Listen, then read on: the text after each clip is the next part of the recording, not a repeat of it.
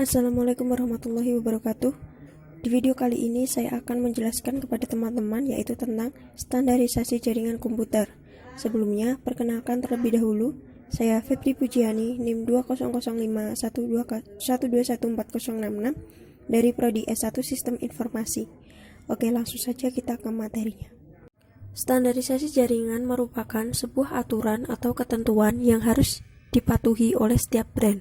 Standarisasi ini bisa disebut juga aturan main untuk jaringan komputer.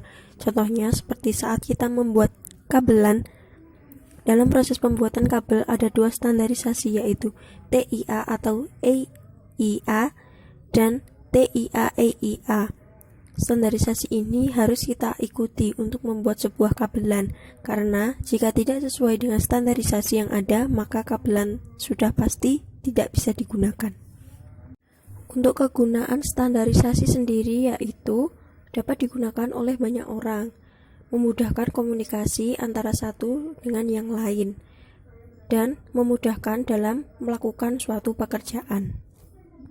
Macam-macam standarisasi jaringan ada 5 yaitu ISO atau International Organization for Standardization, TIA Telecommunication Industry Association, IAAA Institute of Electrical and Electronic Engineers, ITU International Telecommunication Union, dan yang terakhir IETF atau Internet Engineering Task Force. Selanjutnya yaitu perbedaan antara OSI dan TCP/IP. Nah, untuk OSI sendiri memiliki 7 layer, yang masing-masing layer yaitu application layer yang menyediakan layanan untuk aplikasi, misalnya transfer file, email, akses suatu komputer atau layanan. Yang kedua yaitu presentation layer yang bertanggung jawab untuk menyajikan informasi. Lapisan ini membuat dua host dapat berkomunikasi. Yang selanjutnya yaitu session layer, membuat sesi untuk proses dan mengakhiri sesi tersebut. Contohnya jika kita login secara interaktif, maka sesi dimulai, dan kemudian jika ada permintaan log off, maka sesi terakhir.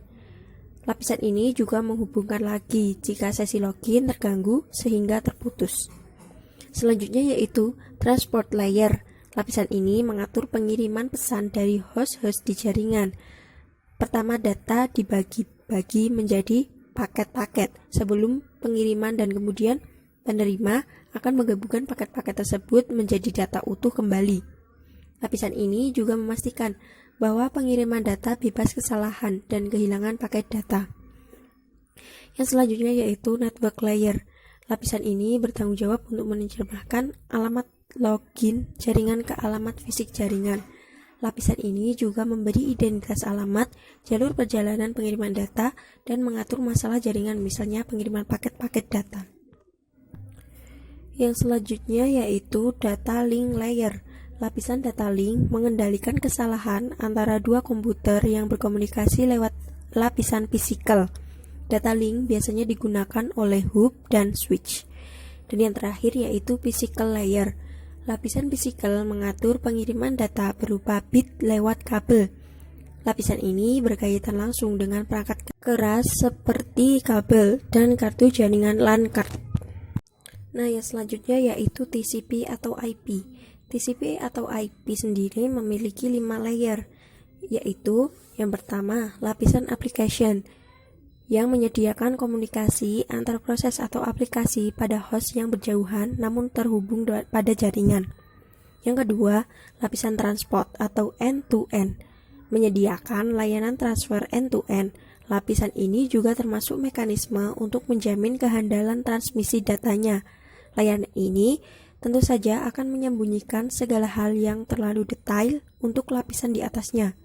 Yang ketiga yaitu lapisan internetwork, fokus pada pemilihan jalur routing data dari host sumber ke host tujuan yang melewati satu atau lebih jaringan yang berbeda dengan menggunakan router. Yang selanjutnya yaitu layanan network access atau data link, mendefinisikan antarmuka logika antara sistem dan jaringan. Dan yang terakhir yaitu lapisan physical, mendefinisikan karakteristik dari media transmisi, persinyalan, dan skema pengkodean sinyal. Selanjutnya yaitu application layer. Nah, application layer ini merupakan protokol yang bekerja di OSI layer. Nah, untuk contoh-contohnya yaitu yang pertama HTTP atau Hypertext Transfer Protocol, FTP File Transfer Protocol, NFS Network File System, DNS Domain Name System, POP3 atau Post Office Protocol, MIME Multipurpose Internet Mail Extension, SMB Server Message Block, NNTP Network News Transfer Protocol, dan yang terakhir adalah DHCP atau Dynamic Configuration Protocol.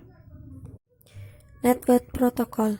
Yang pertama ada Hypertext Transfer Protocol atau HTTP, protokol yang digunakan oleh World Wide Web atau WWW. HTTP mendefinisikan bagaimana suatu pesan bisa diformat dan dikirimkan dari server ke klien. Yang kedua, Telecommunication Network atau Telnet, protokol jaringan yang digunakan di koneksi internet atau Local Area Network. Yang ketiga ada File Transfer Protocol atau FTP, protokol internet yang berjalan di dalam lapisan aplikasi yang merupakan standar untuk pentransferan file komputer antar mesin-mesin dalam sebuah internet network. Yang keempat ada Domain Name System atau DNS, Distributed Database System yang digunakan untuk pencairan nama komputer atau name solution di jaringan yang menggunakan TCP atau IP. Dan yang terakhir yaitu HTTPS, versi aman dari HTTP, protokol komunikasi dari World Wide Web atau WWW. Selanjutnya yaitu perbedaan antara TCP dan UDP. Nah, UDP sendiri merupakan sistem lapisan transport TCP atau IP yang memiliki karakter unreliable dan tanpa koneksi antara satu dan beberapa host dalam jaringan TCP IP. Perbedaan yang pertama yaitu pada karakteristik operasional. TCP justru berorientasi pada sambungan. Sebelum data ditransfer oleh TCP, protokol ini akan melakukan sesi koneksi. Apabila sambungan tidak berjalan dengan lancar, otomatis TCP tidak bisa diandalkan untuk mengirim pesan sesuai kebutuhan. Sedangkan UDP, karakteristik operasionalnya yang tanpa koneksi, sehingga pesan-pesan yang ingin ditransfer oleh protokol ini bisa ditransfer begitu saja tanpa perlu mempertimbangkan hubungan konektivitas antara host-host. Yang kedua yaitu sistem transfer data. TCP bekerja dengan cara mengirimkan data secara berurutan, sedangkan UDP bekerja secara tidak berurutan, sehingga file yang dikirim secara bersamaan tidak bisa diprediksi kapan yang sampai pertama kali. Yang ketiga yaitu kecepatan versus keandalan. TCP kita menyebutnya sebagai protokol yang andal, karena TCP memiliki sistem unik yang kemungkinan pesan sampai secara utuh meskipun di tengah-tengah hubungan server terputus. Sedangkan UDP terkonotasi pada kecepatan. Tandanya mungkin akan merasa kecewa ketika mencoba mengirim data. Data yang dikirim tidak bisa dipastikan sudah terkirim dengan utuh atau tidak. Itulah mengapa banyak pengguna UDP yang mengeluhkan data korup setelah dicek atau dibuka. Yang terakhir yaitu kemudahan dalam menggunakan. Dalam segi kemudahan user, TCP jauh lebih mudah untuk dioperasikan. TCP memiliki karakter unik yang mampu menyesuaikan kebutuhan pengguna saat berencana mengirim data. Berbanding terbalik dengan TCP, UDP justru memberikan pekerjaan baru bagi penggunanya, karena sewaktu data yang ditransfer tidak terkirim semuanya, pengguna harus mencari sendiri di mana kekeliruannya. Akan mudah jika data yang dikirimkan jumlahnya sedikit. Coba bayangkan jika Anda mengirim puluhan atau ratusan data, membutuhkan waktu yang lama untuk menemukan kesalahannya. Itu saja yang dapat saya share ke teman-teman. Kurang lebihnya mohon maaf. Wassalamualaikum warahmatullahi wabarakatuh.